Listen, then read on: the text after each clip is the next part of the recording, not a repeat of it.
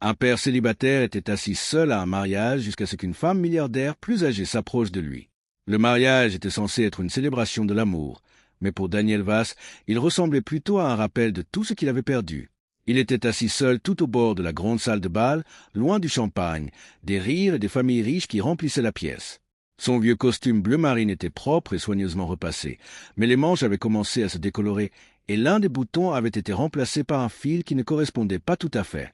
Personne ne savait que sous ce costume se trouvait un père qui avait passé les 3 dernières années à se battre chaque jour simplement pour garder un toit au-dessus de la tête de sa petite fille. Personne ne savait que la photographie dans son portefeuille représentait la femme qu'il avait aimée, la mère de son enfant, qui était décédée avant même que leur fille puisse comprendre ce que signifiait la mort. Et personne n'aurait pu imaginer qu'avant la fin de la soirée, l'une des femmes les plus riches du pays traverserait directement cette salle de bal bondée pour s'arrêter devant lui. Daniel n'avait même pas voulu assister au mariage. Son ancien ami d'université, Michael, avait insisté.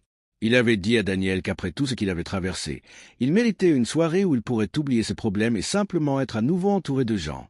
Daniel avait presque fini par le croire. Mais dès qu'il entra dans la salle de bal et vit les robes de créateurs, les montres coûteuses, les lustres en cristal et les gens discutant de vacances qui coûtaient plus cher que son salaire annuel, il eut immédiatement l'impression d'être entré dans le monde de quelqu'un d'autre. Il travaillait comme mécanicien dans un petit garage à la périphérie de la ville. Son salaire couvrait à peine le loyer, les courses, les dépenses scolaires de sa fille et l'énorme pile de factures médicales laissées après la maladie de sa femme. Sa fille de 6 ans, Lily, passait la soirée chez sa grand-mère âgée. Daniel s'était promis de rentrer tôt. Il n'était pas intéressé par l'alcool ni par le fait de faire semblant de réussir. Il voulait simplement féliciter son vieil ami et partir. Si vous croyez que la gentillesse compte encore, que les gens méritent une seconde chance et que la valeur d'une personne ne devrait jamais être mesurée par ses vêtements ou son compte bancaire, prenez un moment pour aimer cette vidéo, partagez-la avec quelqu'un qui a besoin d'espoir et abonnez-vous à Beyond Dream Stories pour découvrir d'autres histoires émouvantes qui nous rappellent ce qui compte vraiment. Daniel s'assit tranquillement près d'une grande fenêtre donnant sur le jardin. De l'autre côté de la salle, les invités du mariage de Michael riaient et célébraient tandis que les serveurs circulaient entre les tables avec des plateaux en argent. Daniel souriait chaque fois que quelqu'un regardait dans sa direction, mais personne ne venait vers lui. Finalement, il cessa d'essayer d'avoir l'air à l'aise et se contenta de regarder dehors. Puis quelque chose d'inattendu se produisit. Une femme âgée vêtue d'une élégante robe vert foncé entra dans la salle de bal. Tout le monde la remarqua. C'était Eleanor Harrington, une milliardaire connue dans le monde des affaires pour avoir bâti l'une des plus grandes entreprises de transport du pays. Elle avait un peu plus de 60 ans, était sûre d'elle, élégante et réputée pour être extrêmement discrète. Les gens commençaient immédiatement à chuchoter tandis qu'elle traversait la salle. Certains invités se précipitaient vers elle, espérant obtenir une poignée de main ou une conversation professionnelle. Mais Eleanor ne les regardait pas. Ses yeux étaient fixés sur Daniel. Elle passa lentement devant les tables remplies de personnes influentes, devant les dirigeants et les mondains qui s'écartaient pour lui faire de la place. Daniel remarqua qu'elle s'approchait, mais supposa qu'elle se dirigeait vers quelqu'un d'autre. Lorsqu'elle s'arrêta directement devant lui, il regarda derrière lui, confus. Eleanor plongea la main dans la petite pochette qu'elle tenait et en sortit une vieille photographie en noir et blanc. Le visage de Daniel changea instantanément. La photographie montrait une voiture accidentée sur le bord d'une route. À côté se tenait un jeune homme aidant une femme blessée. Daniel la reconnut. 3 ans plus tôt, par une nuit d'hiver glacial, il rentrait chez lui lorsqu'il avait vu un terrible accident sur une autoroute déserte. Une voiture de luxe avait traversé une barrière. Alors que tout le monde continuait sa route, Daniel s'était arrêté. Il avait sorti la femme blessée du véhicule, l'avait couverte avec son propre manteau, appelé les secours et était resté à ses côtés jusqu'à l'arrivée de l'ambulance. Il n'avait jamais appris son nom. Il était simplement rentré chez lui ensuite parce que Lily l'attendait. Eleanor plaça la photographie dans ses mains. Cette femme blessée était sa fille. Daniel fixa la photo, stupéfait. Eleanor expliqua que sa fille avait survécu parce qu'un inconnu avait refusé de la laisser seule dans le froid.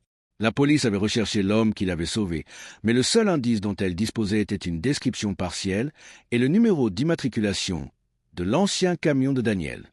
La recherche n'avait finalement mené nulle part parce que Daniel avait déménagé après avoir perdu sa maison. Eleanor n'avait jamais oublié cet inconnu. Mais il y avait autre chose. Sa fille lui avait raconté que l'homme qui l'avait sauvé n'arrêtait pas de répéter une chose en attendant l'ambulance. Il ne pouvait pas la laisser parce que quelqu'un, quelque part, l'attendait aussi. Daniel se souvenait de l'avoir dit. Il pensait à Lily. Les yeux d'Éléanore se remplirent de larmes lorsqu'elle lui raconta que sa fille s'était rétablie, s'était mariée et vivait désormais une vie saine avec sa propre famille. Mais Éléanore avait passé des années à rechercher l'homme qui lui avait sauvé la vie. Daniel baissa les yeux vers la photographie, soudain submergé par l'émotion. Il ne s'était jamais attendu à recevoir quoi que ce soit en retour. Il n'avait jamais imaginé qu'une nuit passée à faire ce qu'il croyait être juste reviendrait dans sa vie des années plus tard. Mais Éléanore n'avait pas terminé. Elle avait découvert les difficultés de Daniel après avoir finalement retrouvé sa trace. Elle connaissait la mort de sa femme, ses problèmes financiers et le fait qu'il avait refusé plusieurs offres d'aide parce qu'il voulait subvenir lui-même aux besoins de Lily. Elle ne lui proposa pas de pitié. À la place, elle lui proposa une opportunité. L'entreprise d'Éléanore développait sa division d'entretien des véhicules. Elle voulait que Daniel dirige un nouveau programme de réparation communautaire destiné à fournir des réparations automobiles abordables aux familles en difficulté. Elle avait étudié son parcours professionnel et découvert quelque chose de remarquable. Malgré sa situation, Daniel n'avait jamais abandonné ses principes. Le poste était accompagné d'un salaire qui pouvait complètement changer sa vie. Daniel eut du mal à accepter. Il n'avait pas l'habitude que les gens l'aident sans rien attendre en retour. Éléanore comprenait. Elle lui dit qu'elle ne le payait pas pour avoir sauvé sa fille. Elle lui offrait une chance parce qu'elle avait vu quel genre d'homme il était lorsque personne ne regardait. Cette phrase fit craquer quelque chose en Daniel. Pendant des années, il avait cru que ce sacrifice était passé inaperçu. Il avait travaillé malgré l'épuisement, sauté des repas, réparé des voitures en panne juste tard dans la nuit et souri à Lily même lorsqu'il était terrifié par l'avenir. Cette nuit-là, pour la première fois, quelqu'un le vit vraiment. Quelques mois plus tard, la vie de Daniel était complètement différente. Il installa Lily dans une maison sûre, remboursa ses dettes médicales et accepta le poste qu'Éléanore lui avait proposé. Mais le changement le plus important n'était pas l'argent. Daniel commença à embaucher des personnes qui avaient été négligées, comme lui autrefois. Des parents célibataires, des mécaniciens plus âgés, d'anciens travailleurs qui avaient tout perdu, de jeunes personnes qui avaient simplement besoin que quelqu'un croie en elles. Chaque fois que quelqu'un lui demandait pourquoi elle se souciait autant des autres, Daniel se souvenait toujours de cette nuit au mariage. Il était arrivé en se sentant invisible. Il était reparti en sachant que parfois, les personnes assises silencieusement dans un coin portent les plus grandes histoires. Et Éléanore ne l'oublia jamais non plus. Chaque année, à l'anniversaire de l'accident, elle et Daniel se rendaient sur le bord de la route où tout avait commencé. Ils y déposaient des fleurs et se souvenaient de la simple vérité qui avait changé leurs deux vies. La gentillesse donnée sans rien attendre en retour peut voyager bien plus loin que nous ne l'imaginons.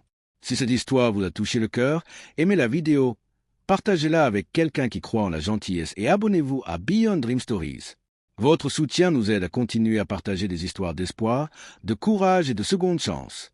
Avant de terminer, laissez un commentaire disant « La gentillesse retrouve toujours son chemin ». Si vous croyez qu'un seul geste de bonté peut changer une vie. Parce que parfois, la personne assise seule au mariage n'est pas seule parce qu'elle n'a rien à offrir. Parfois, elle attend simplement que quelqu'un reconnaisse enfin sa valeur.